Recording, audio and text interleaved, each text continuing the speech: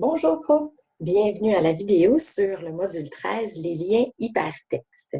Vous avez vu la semaine dernière dans une vidéo comment insérer des boutons d'action dans vos présentations. On va voir ensemble la petite nuance par rapport à l'insertion de liens hypertextes, la petite nuance donc par rapport aux boutons d'action.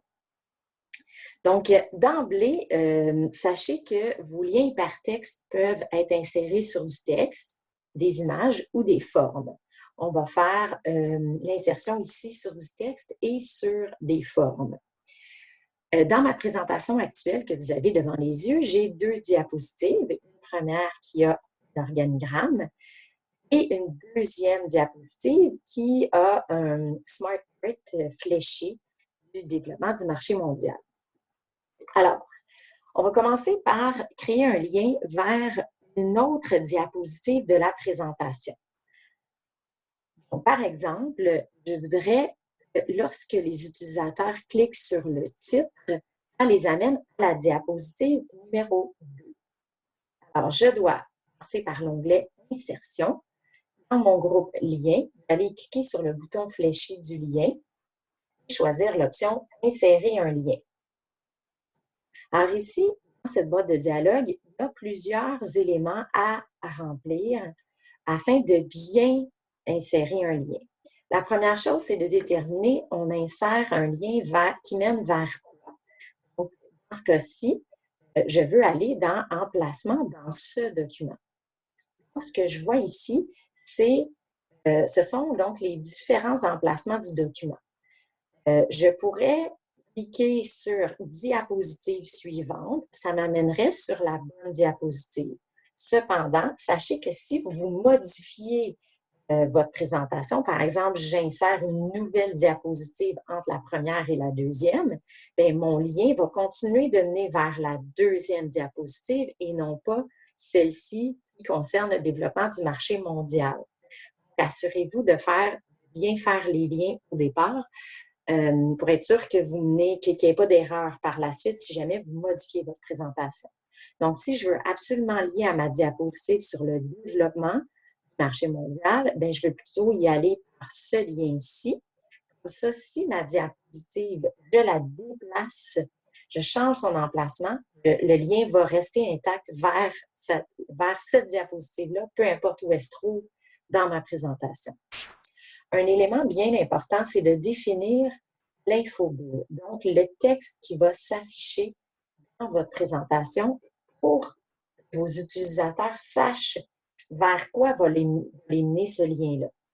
Donc, par exemple, ici, j'aimerais indiquer qu'ils doivent cliquer ici pour accéder à la diapositive numéro 2. C'est le lien que je vais venir insérer ici, le texte, en fait, qu'on vient insérer. Je clique sur OK 2 fois. Pour tester le tout, je ne peux pas le faire en affichage normal. Je dois passer au mode diaporama. Donc, pour ce faire, je peux cliquer sur le bouton ici diaporama ou le raccourci clavier majuscule F5. Ça va lancer le diaporama à partir de cette diapositive-là précisément.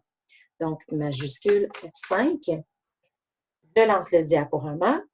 Et si je déplace ma souris sur mon texte, j'ai mon infobulle qui dit « Cliquez ici pour… » Oups, j'ai manipulé une petite erreur de manipulation. Cliquez ici pour accéder à la diapositive 2. Et au clic, ça m'amène bel et bien à la deuxième diapositive. Je vais appuyer sur « Échappe » sur mon clavier pour sortir du mode diaporama. Je reviens à ma première diapositive. On a donc vu un lien vers un emplacement dans la même présentation. Maintenant, on va aller voir un lien vers une autre présentation. En fait, ça pourrait être n'importe quel type de fichier. Ça pourrait être un document Word, ça peut être un graphique Excel, ça peut être n'importe quel type de fichier. Dans mon exemple ici, je vais prendre une présentation PowerPoint, mais ça aurait pu être un autre type de fichier. Alors, disons que mon bouton ici, Formation disponible, j'aimerais qu'il m'amène à une présentation qui va évidemment parler de la formation disponible pour ces employés-là.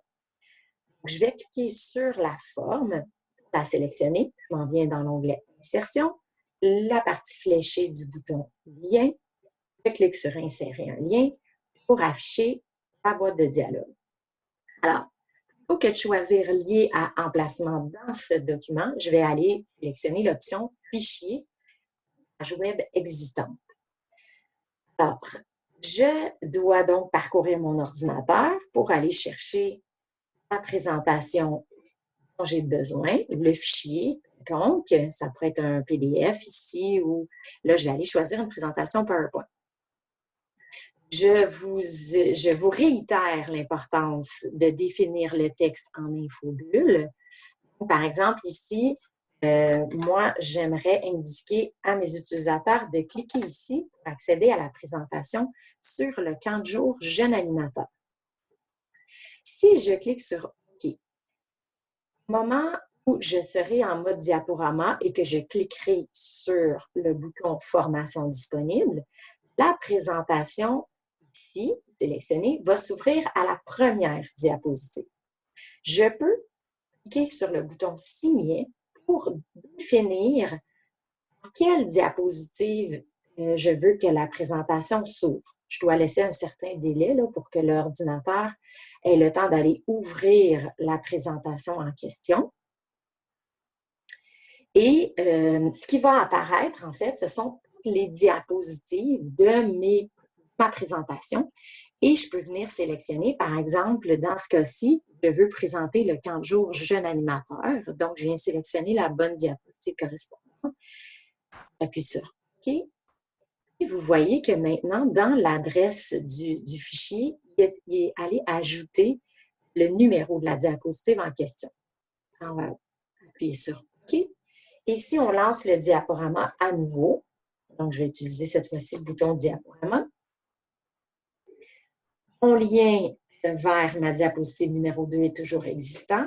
Cette fois-ci, j'ai mon infobulle qui dit cliquez ici pour accéder à la présentation sur le camp de jour Jeune animateur. Ça prend un petit délai pour que l'ordinateur ouvre le fichier. J'ai une demande de confirmation. Et ce qui va arriver, c'est qu'on ouvre donc la présentation. Vous voyez qu'on est à la diapositive numéro 9 et on est en mode diaporama de cette présentation-là. Je peux maintenant rester dans la présentation, continuer, passer d'une diapositive à l'autre, comme si j'étais en fait, je suis dans le diaporama de cette présentation-là. Lorsque j'ai terminé, en appuyant sur la touche Échappe, ça me ramène à ma présentation actuelle, dans le mode diaporama de cette présentation-là, où j'étais cliquée.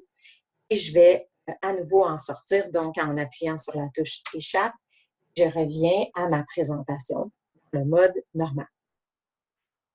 Il nous reste deux types de liens à voir.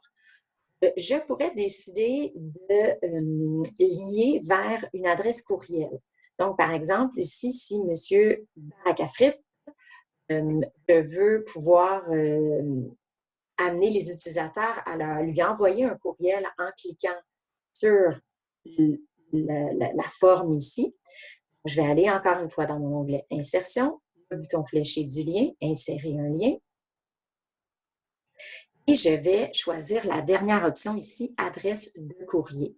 Je peux donc entrer son adresse courriel, barak.afrit@clg.qc.ca.